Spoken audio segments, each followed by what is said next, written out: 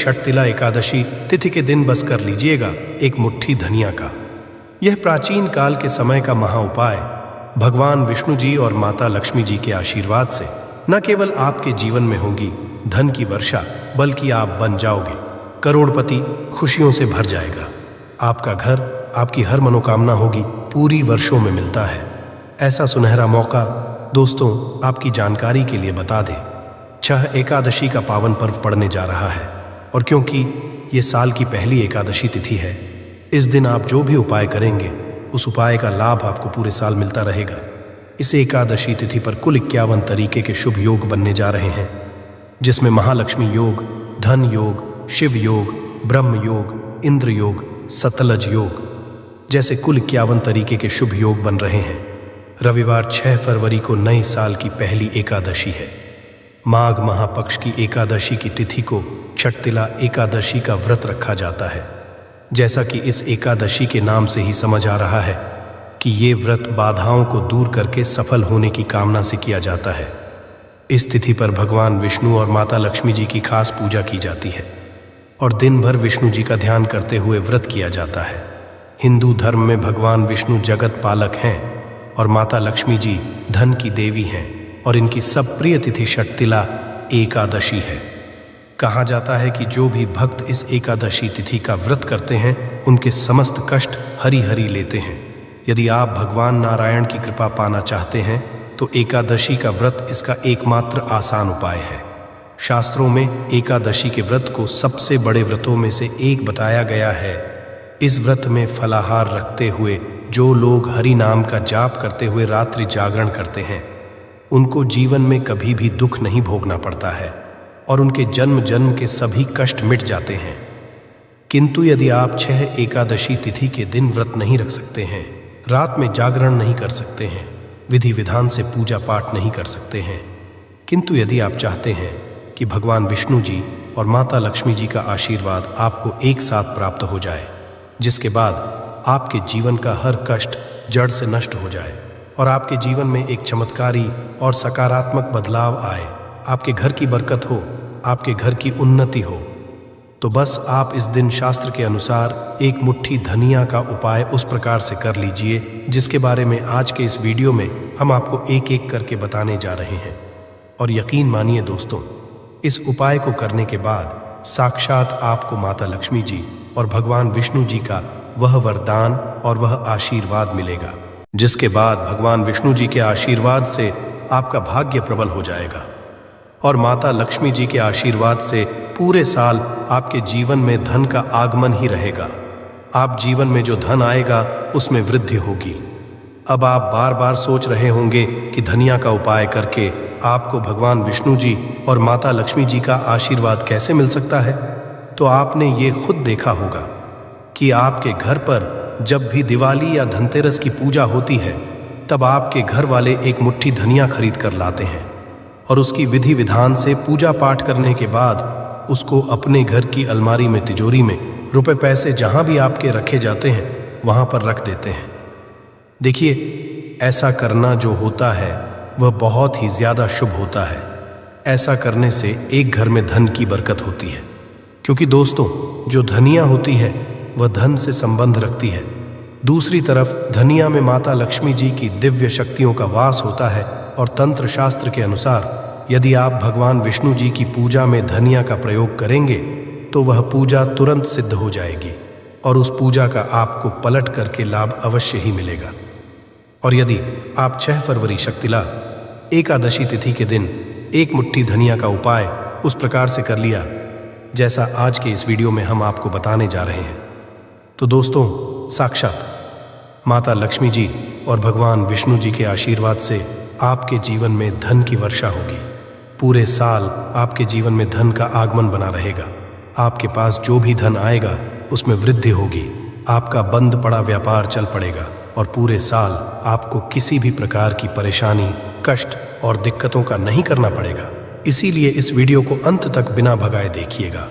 और यदि आप चाहते हैं कि भगवान विष्णु जी और माता लक्ष्मी जी की कृपा सदैव आप पर और आपके परिवार पर बनी रहे, भगवान विष्णु जी की आशीर्वाद से आपके घर की बरकत हो, आपके घर की उन्नति हो और माता लक्ष्मी जी की कृपा से आपके घर पर धन की वृद्धि हो और आपके जीवन के समस्त प्रकार के आर्थिक कष्टों से आपको मुक्ति मिल जाए, तो दोस्तों सच्ची श्रद्धा और पूरे विश्वास के साथ इस वीडियो को लाइक कर दीजिए और कमेंट बॉक्स में लिख दीजिए जय भगवान विष्णु जी की, जय माता लक्ष्मी जी की। और इस वीडियो को जितने लोगों तक पहुंचा सकते हैं उतने लोगों तक पहुंचा दीजिए ताकि लोगों का भला हो सके। क्योंकि दोस्तों भगवत गीता में लिखा हुआ है कि यदि आप लोगों का भला करेंगे तो आपका भी भला होगा, देवी देवताओं का आपको आशीर्वाद मिलेगा। तो दोस्त इस वीडियो को लाइक कर दीजिए और जितने लोगों तक आप पहुंचा सकते हैं उतने लोगों तक पहुंचा दीजिए। सबसे पहला जो हम आपको बताने जा रहे हैं वह शुक्र ग्रह का साथ पाने का महाउपाय। दोस्तों एक बात को समझ लीजिए, जो शुक्र ग्रह होता है वह धन और संपदा का ग्रह होता है और जिस व्यक्ति का भी शुक्र ग्रह उसका साथ देता है वह व्यक्ति धन संबंधित जो भी निर्णय लेता है उस निर्णय से उसको फायदा पहुंचता है। और शुक्र का जो नियंत्रण होता है वह माता लक्ष्मी जी के हाथों में होता है। और यदि आप चाहते हैं पूरे साल आपका शुक्र आपका साथ दे तो बस आपको यह करना है कि 6 फरवरी के दिन सूर्यास्त के बाद आपको अच्छी तरीके से नहा लेना है। आपको एक लाल कपड़ा लेना है, उसमें एक मुट्ठी धनिया रखना है, एक चांदी का सिक्का रखना है जिसमें माता लक्ष्मी जी की कला चित्र बनी हो। यदि आपके पास चांदी का सिक्का नहीं है तो आप 1 रुपए के सिक्के का भी प्रयोग कर सकते हैं। अब आपको अपने घर पूजा घर पर जाना है। इन चीज़ों को अपने हाथ में पकड़ने के बाद माता लक्ष्मी के बीज मंत्र का जाप आपको 11 बार करना है, क्योंकि माता लक्ष्मी जी को 11 नंबर प्रिय है। बीज मंत्र है AUM महालक्ष्मी। हम फिर से रिपीट कर रहे दोस्तों, ओम महालक्ष्मी। अब इस कपड़े की पोटली बना लेनी है आपको और अपने उस कमरे में रख लेना है जिस कमरे में आप ज्यादा समय बिताते हैं। केवल इतना उपाय आपको इस एकादशी तिथि के दिन करना है और यह पोटली अभिमंत्रित हो जाएगी जो आपका शुक्र ग्रह को इतना मजबूत कर देगी जिसकी वजह से आप धन संबंधित जो भी निर्णय लेंगे उस निर्णय से आप फायदा पहुंचेगा। आप खुद देखेंगे कि इस उपाय को करने के बाद आपके जीवन में धन में बढ़ोतरी होगी और माता लक्ष्मी जी की कृपा सदैव आप पर बनी रहेगी। दूसरा उपाय है भाग्य के साथ पाने का महाउपाय। दोस्तों एक बात को समझ लीजिए, किसी भी व्यक्ति के जीवन के भाग्य राहु केतु का जो नियंत्रण होता है वह भगवान विष्णु के हाथों में होता है। और यदि आप चाहते हैं पूरे साल आपका भाग्य आपका साथ दे तो बस आपको ये करना है, इस एकादशी तिथि पर आपको सुबह के वक्त अच्छी तरीके से नहा लेना है और एक पीला कपड़ा लेना है। पीले कपड़े में आपको एक मुट्ठी धनिया रखना है। अब आपको अपने घर के पूजा घर पर जाना है जहां भी भगवान विष्णु जी की कला चित्रों को, अब यहाँ पर आपको इस पीले कपड़े की पोटली बना लेनी है और भगवान विष्णु जी के बीज मंत्र का जाप आपको 11 बार है। बीज मंत्र है ओम नमो भगवते वासुदेवाय नमः। हम रिपीट कर दे रहे हैं दोस्तों, ओम नमो भगवते वासुदेवाय नमः। ये जो पीली पोटली आपने अपने हाथ में पकड़ी थी ये अभिमंत्रित हो जाएगी। अब इस पीली पोटली को अपने कमरे में, जिस कमरे में आप ज्यादा समय बिताते हैं उस कमरे में पूर्व दिशा में आपको रख देना है। केवल इतना उपाय यदि आपने इस एकादशी तिथि के दिन कर लिया, पूरे साल आपका भाग्य आपका साथ देगा। भगवान विष्णु जी के आशीर्वाद से आपके नवग्रह आपका साथ देना शुरू कर देंगे। आपका इस प्रकार से साथ देंगे जिसके बाद आप कोई भी निर्णय लेंगे उस निर्णय से केवल आपको फायदा पहुंचेगा। यह प्राचीन काल के समय का महा उपाय है जो षटतिला एकादशी तिथि के दिन किया जाए तो एक व्यक्ति के जीवन में एक चमत्कारी बदलाव जरूर आता है। दोस्तों वीडियो में आगे बढ़ने से पहले आपसे निवेदन था, वीडियो लाइक करना मत भूलिएगा। अगला उपाय है धन प्राप्ति का महा उपाय। दोस्तों आप चाहते हैं कि साल आपके पास धन का आगमन बना रहे, आपके पास जो धन आए उसमें वृद्धि हो, भगवान विष्णु जी और माता लक्ष्मी जी दोनों का आशीर्वाद आपको मिल जाए, तो बहुत छोटा सा उपाय आपको इस एकादशी तिथि के सूर्यास्त को करना है। देखिए 6 फरवरी की शाम को आपको अच्छी तरीके से नहा लेना है। आपके घर का जो भी पूजा घर है वहाँ पर आपको जाना है। सबसे पहले भगवान विष्णु जी और माता लक्ष्मी जी कला चित्र के आपको एक घी का दीपक जला देना है। यहाँ पर आपको लाल कपड़ा बिछाना है जिसमें आपको कुछ चीज़ रखनी है जैसे 3 लौंग, 4 कपूर और 1 मुट्ठी धनिया। हम फिर से रिपीट कर रहे हैं दोस्तों, 3 लौंग, 4 कपूर और 1 मुट्ठी धनिया। इस कपड़े की आपको पोटली बना लेनी है। इस पोटली को अपने हाथ में पकड़ना है और माता लक्ष्मी जी के बीज मंत्र का जाप 11 बार करना है। बीज मंत्र है AUM महानमः। अब इस पोटली को आपको ले जाना है और अपनी अलमारी में, तिजोरी में, जहां भी आप पैसा, रुपया, सोना, चांदी रखते हैं वहां पर रख देना है। केवल इतना उपाय आपको करना है इस एकादशी तिथि के दिन, और ये पोटली अभिमंत्रित हो जाएगी, जिसके बाद ये आपके जीवन में धन खींचने का काम करेगी। ये पोटली एक चुंबक बन जाएगी, जिसकी वजह से आपके जीवन में धन आने के रास्ते खुल जाएंगे। रसोई घर में ये गलती कभी भी नहीं करनी चाहिए। यकीन शास्त्रों द्वारा रसोई में इन गलतियों को करने वाला व्यक्ति हर हाल में वह हो जाता है, उसे गरीबी का सामना करना पड़ता है, पूरे परिवार को इसका खामियाजा भुगतना पड़ता है। शास्त्रों में स्पष्ट बताया गया है कि जिस घर में मां अन्नपूर्ण जी का वास हो जाए तो मां के साथ साथ सभी देवी देवता एक साथ निवास करते हैं। ऐसा करने वालों के घर में अनाज का भंडार धन दौलत से भरा रहता है। जिस भी व्यक्ति के घर में ये गलतियां यदि होती तो इसे आप मामूली ना समझे और ना ही नज़रअंदाज करने की गलती करें। आपका पूरा घर निधन हो सकता है। दोस्तों, व्यक्ति यदि जीवन में सफलता करना चाहता है तो उसके लिए सबसे ज़्यादा ज़रूरी है उसके स्वास्थ्य का सही होना, और उसका शरीर यदि स्वस्थ होता है तो व्यक्ति सदैव ही अपने लक्ष्य को हासिल कर सकता है। ऐसे में शास्त्रों के अनुसार यदि आपका रसोई घर अच्छा है, उसमें ये गलती नहीं होती है, तो माँ अन्नपूर्णा आपसे प्रसन्न हो जाती है, आपको मालामाल कर देती है। तो चलिए जानते हैं कौन सी है वो गलतियां हैं।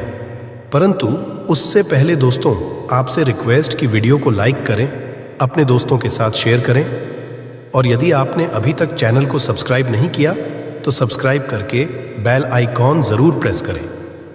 दोस्तों, नंबर 1, महिलाएं ऐसी होती हैं जो खाना बनाने से पहले स्नान नहीं करती, हाथ पांव नहीं धोती, रसोई घर में खाना बनाते समय इधर उधर जैसे बाल में या मुंह पर हाथ लगाती है, और फिर बगैर हाथ धोए, बिना हाथों को साफ किया खाना बनाती है, तो ऐसे में खाना दूषित हो जाता है। इस तरह का खाना खाने पर घर परिवार में बीमारी आती है। माता अन्नपूर्णा जी नाराज हो जाती है। ऐसे घरों में दरिद्रता का वास हो जाता है।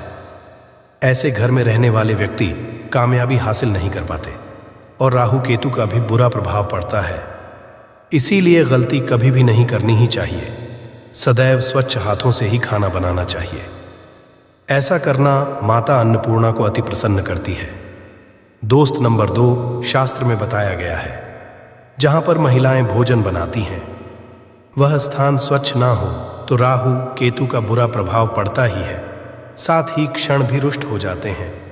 ऐसे घरों में कमाने वाले व्यक्ति पर बुरा असर होता है। पूरा घर धीरे धीरे निर्धनता का शिकार होता चला जाता है। इसीलिए घर सदैव साफ सुथरा रखना चाहिए और गंगा जल से छिड़काव जरूर करना चाहिए। ऐसा करने से माता अन्नपूर्णा आकर्षित होती है और आपको कार्य में कामयाबी मिलेगी। साथ ही उसके परिवार के हर सदस्य को उनके काम में कामयाबी मिलती है।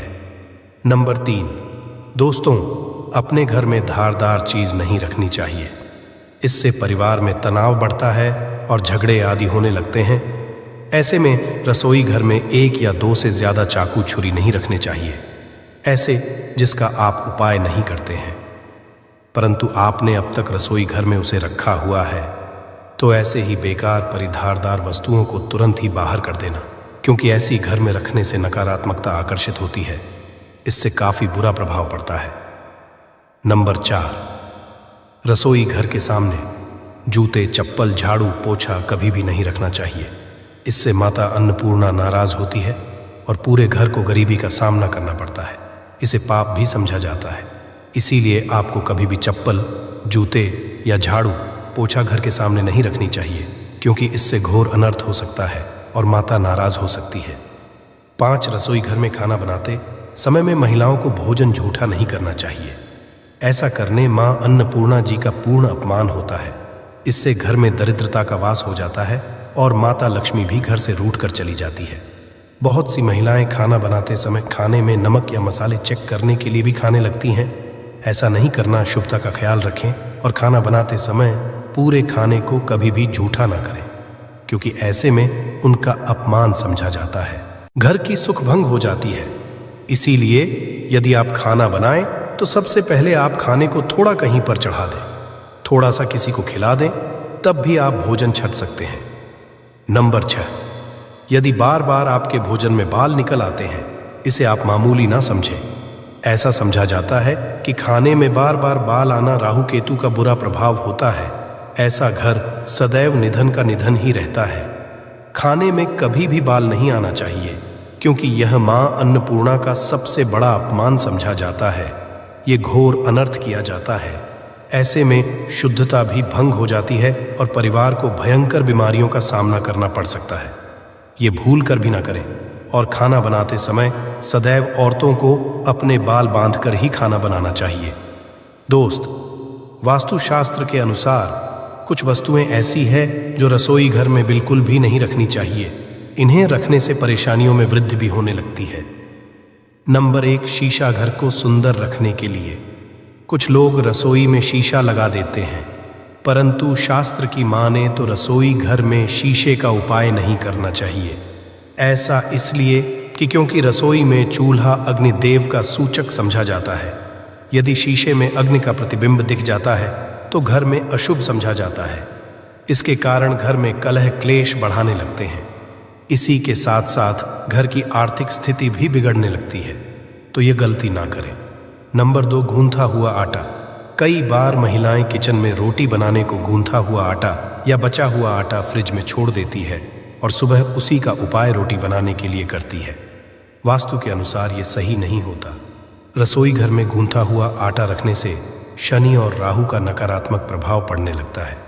इसी का से जीवन में अनेक तरह की समस्याएं होने लगती हैं। नंबर 3, टूटे। कई के बर्तन उपाय होते हैं। टूटे हुए बर्तन ना रखें। रसोई घर में कुछ बर्तन ज्यादा उपाय होने के पश्चात टूट जाते हैं, परंतु कई बार कुछ हद तक टूटे हुए बर्तन का उपाय करते ही रहते हैं। वास्तु के मुताबिक ये नहीं समझा जाता। रसोई घर में कभी भी टूटे फूटे बर्तनों का उपाय नहीं करना चाहिए। इससे परिवार के सदस्यों के बीच मतभेद में वृद्धि होने लगती है। चलिए अब करते हैं कि बांसी रोटी खाना आपके लिए कैसा है। दोस्तों, खाना भी बांसी हो जाता है तो हम उसे फेंक देते हैं। शायद आपने कभी भी नहीं सोचा होगा कि बांसी खाना भी आपके लिए अच्छा हो सकता है। ऐसे में जाने बांसी रोटी आपके स्वास्थ्य और भाग्य पर क्या असर डालती है, जिसे जानकर आप चौंक जाएंगे। दोस्तों, आपको बता दें कि बांसी रोटी पाचन तंत्र के लिए चमत्कार से कम नहीं है। बांसी रोटी तन को दुरुस्त बनाती है। रोटी में फाइबर की प्रचुर मात्रा पाई जाती है। खाने में फाइबर की अधिक मात्रा पाचन में सहायता करती है। बांसी रोटी से पेट फूलने की समस्या, गैस की समस्या और कब्ज की समस्या से राहत मिल सकती है। इसीलिए दोस्तों, बांसी रोटी आपके लिए वरदान है। इसका उपयोग करें। वहीं यदि शास्त्रों की माने तो भोजन वैसे तो ताज़ा ही खाना चाहिए, परंतु जब तक भोजन खाने लायक है, खराब ना हुआ हो, तो उसे कभी फेंकना नहीं चाहिए, क्योंकि यह भोजन का अपमान है। ऐसे में जो व्यक्ति बांसी भोजन को फेंकता नहीं है और उसे ग्रहण करके सम्मान देता है, तो ऐसे मां अन्नपूर्णा सदैव प्रसन्न रहती है। परंतु इसमें एक बात का ध्यान देना बहुत ही आवश्यक है। बांसी रोटी को जब भी आप खाएं या छोटे बच्चों को दे, तो पहले आप उसे चेक जरूर कर लें। यदि बांसी रोटी में से रेशे निकल रही है तो आपके बच्चे की जान जा सकती है या आप बीमार भी पड़ सकते हैं। बांसी रोटी भले ही किसी चमत्कार से कम ना हो, परंतु लंबे समय तक बांसी रोटी घर में रखना घर के समान आती है। इसीलिए रेशे वाली रोटी कभी भी ना खाएं। अब दोस्तों, आपको पूज्य गुरुजी द्वारा बताया गया उपाय बताने जा रहे हैं। प्रभावशाली चमत्कारिक उपाय है जो कि आपकी किस्मत को चमका देंगे। आपको लाभ शुरू करते हैं। दोस्तों, परंपरा में गाय, गंगा और गायत्री का बहुत ज्यादा धार्मिक महत्व है। मान्यता है गौ माता के शरीर पर 33 कोटि देवी देवताओं का वास होता है। गौ माता की पूजा करने वाले जातक पर इन सभी देवताओं की कृपा बरसती है। गौ सेवा से न केवल इस जन्म के बल्कि पूर्व के भी दोष दूर हो जाते हैं। हर एक सुबह जब आपके घर में भोजन बनाना प्रारंभ हो, तो सबसे पहले बनाई गई रोटी को आप गौ माता के नाम से निकाल दें और भोजन कर पूर्व गौ माता को इस रोटी को खिलाएं। यदि संभव हो तो काली गाय को खिलाएं। ये भी काली गाय ना मिले तो सफ़ेद गाय को भी आप खिला सकते हैं। आपको बता दें कि गाय को आप भी रोटी बनाएं, प्रतिदिन ही बनाएं। गाय को यदि आपने रोटी बनाई है तो कोशिश करें कि उस रोटी को आप तुरंत ही गाय को दे दें। यदि आप उस रोटी को रख देंगे और उस रोटी को अगले दिन देंगे तो वह रोटी बासी मानी जाएगी। गाय को कभी भी रोटी ना दें, इससे घर में नकारात्मक ऊर्जा वास करती है और जो भी काम आपके बनने वाले होंगे वह काम भी आपके बिल्कुल भी नहीं बनेंगे।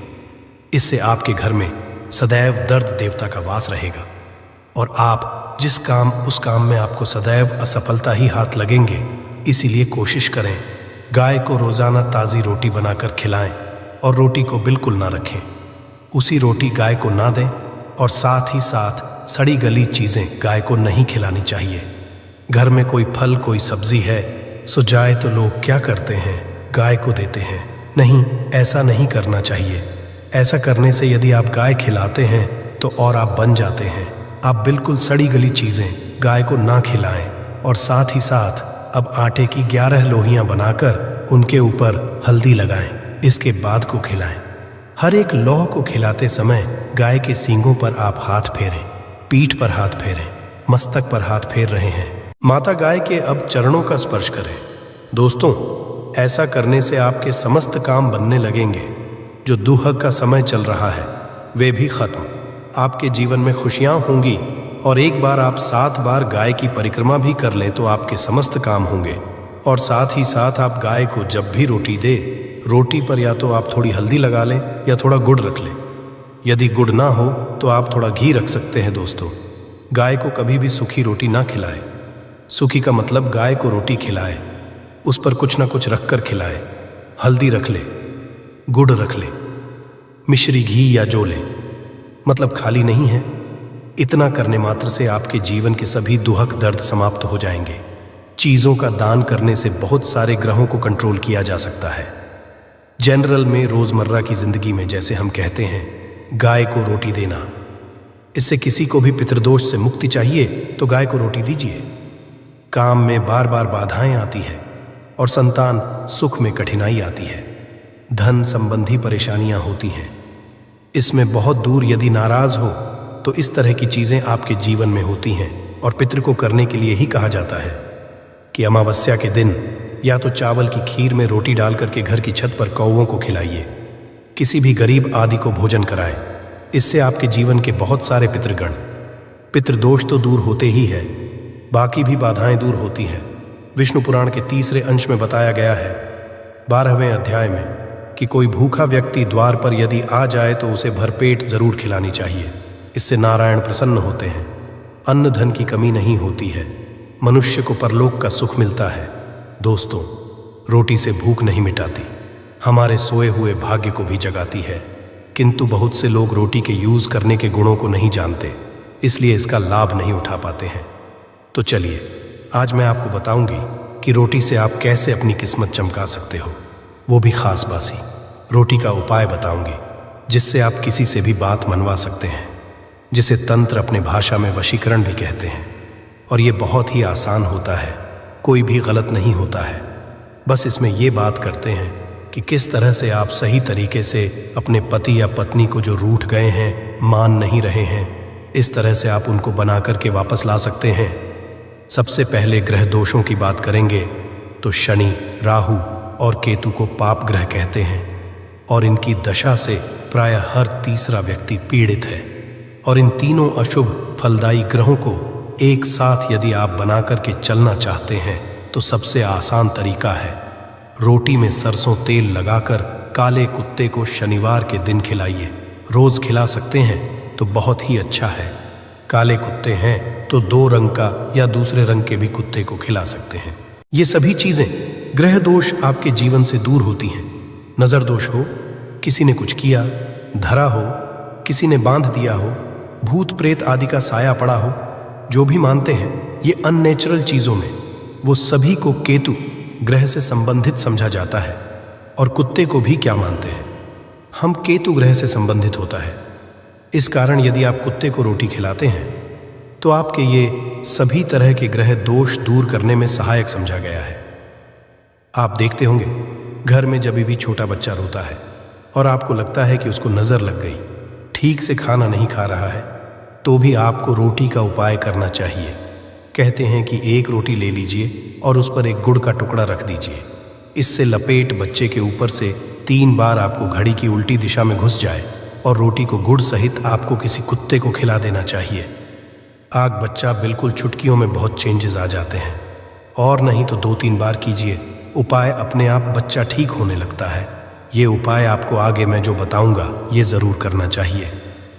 आप देखेंगे किस तरह से ये एक रोटी आपके जीवन से समस्याओं को जड़ से उखाड़ कर फेंकेगा। और ये उपाय आप कैसे करेंगे, कब करना है, ये आपको ध्यान से ज़रूर सुन लेना है। सुबह जब आप नहा धो कर के रेडी हो जाए, जब भी पहला खाना आप बनाएंगे तो पहली रोटी जो होगी उसमें आपको आ लेना चाहिए। उसको घी या शुद्ध सरसों का तेल उसके ऊपर लगाकर ले। सूखी रोटी ना रखे, थोड़ा सा ले और फिर उस पर बुरा या पिसा हुआ चीनी जो कहते हैं या नॉर्मल चीनी ले लीजिए, शक्कर वो छिड़क लीजिए। अब रोटी को दोनों हाथ में लेकर कुछ मिनट्स के लिए आपको अपने घर के इष्ट देव, अपने घर के देवता जो भी आपको घर में पूजते हैं उनका आपको ध्यान करना चाहिए। सिर्फ मन में नमस्कार करें और ध्यान करें, कुछ मांगने की, कुछ शिकायत करने की, कोई नेगेटिव बात बोलने की ज़रूरत नहीं है, क्योंकि शक्ति सब समझते हैं कि आपको क्या चाहिए। अब इस रोटी के बराबर बराबर आपको 4 टुकड़े कर लेने हैं और इन 4 टुकड़ों को आपको अलग अलग जगह पर रखना है। अब पहला टुकड़ा रोटी का कहाँ रखेंगे? पहला टुकड़ा इस एक टुकड़े के छोटे छोटे 2 टुकड़े कर लीजिए और अपने छत पर या फ्लैट में रहते हैं तो अपनी बैल्कनी आदि में रख दीजिए। पक्षियों को खाने के लिए रख दीजिए। यदि घर पर नहीं है तो आप ये व्यापार स्थल पर भी कर सकते हैं। उपाय को इससे आपके पितृदेव की जागती है, वे आप पर प्रसन्न होते हैं। जो भी कार्य करेंगे उसमें आपको 100% मदद मिलेगी, आपको सफलता मिलेगी और व्यापार आदि धन लाभ आपको होता है। व्यापार दिन दुगनी रात चौगुनी उन्नति करने लगता है। इसलिए उनके संतोष के लिए ये आपको करना चाहिए। रोटी का दूसरा टुकड़ा छोटे छोटे टुकड़े करके चींटियों के बिल पर डाल दीजिए। इससे आपकी उन्नति में स्थिरता आनी शुरू हो जाती है। आपको खुशी देख करके, मतलब जो लोग भी कोई खुशी देखकर खुश नहीं है, आपसे ईर्ष्या करते हैं या जलते हैं और सदा कुदुष्ट रहते हैं, आपकी खुशहाली और शांति पर उनके सभी हथियार फेल हो जाएंगे। इस चीज को आप करके देखिए और इस तरह से आपका कारोबार और धन भी सुरक्षित रहेगा। और किसी भी तरह यदि ईविल आई पड़ी है आपके घर पर या खतरनाक आपके नज़र दोष लगा है, वो सभी इससे दूर हो जाते हैं। रोटी का तीसरा टुकड़ा, ये टुकड़ा आपको किसी आवारा कुत्ते को खिलाना है जो गली में घूम रहा है। कोई लोग पूछते हैं कि कुत्ते को खिला दूं, तो घर के कुत्तास को नहीं खिलाना है। ध्यान रहे, किसी रोड पे घूम रहे हैं ऐसी जो भी आवारा कुत्ते होते हैं उनको ही आपको खिलाना है, पालतू कुत्तों को नहीं खिलाना है। काला कुत्ता हो तो बहुत अच्छी बात, किंतु कुत्ते का रंग को लेकर ये नहीं कि काला नहीं मिला तो आप खिलाएंगे नहीं। आप खिला दीजिए, इससे भी आपके खत्म होते हैं। शत्रु चाहे कितने भी षड्यंत्र करते हैं आपके जीवन में, किंतु आपका बाल भी बांका नहीं कर पाएंगे। रोटी का चौथा टुकड़ा यानी कि आखिरी टुकड़ा, इसे आपको चौराहे पर रख देना है। ये महामाई का भोग कहलाता है और इस क्रिया को करने से महामाई आपकी सभी ओर से रक्षा करती है। चाहे किसी ने भी आपके ऊपर शक्तिशाली तांत्रिक क्रिया आदि भी किया है, किसी भी तरह की नेगेटिव एनर्जी आपके ऊपर डाली है, तो माता रानी की से आपके बिना कुछ किए वो अपने आप निष्फल हो जाता है। इस तरह से एक रोटी के 4 टुकड़े करके रोज कर सके तो रोज नहीं तो कम से कम शनिवार के दिन आपसे 4 शनिवार ऐसा कीजिए। आप देखिए आपके जीवन से कैसे सारी कठिनाइयां अपने आप दूर हो जाती है। अब हम बात करें, औरतों की कई स्त्रियों को शिकायत रहती है कि उनके पति उनके साथ अच्छा व्यवहार नहीं करते। आए दिन पति पत्नी के बीच झगड़ा और मनमुटाव चलता रहता है। ऐसे में तो काम पे निकल जाते हैं, किंतु एक घरेलू स्त्री होती है, उसके लिए बहुत दिक्कत होती है।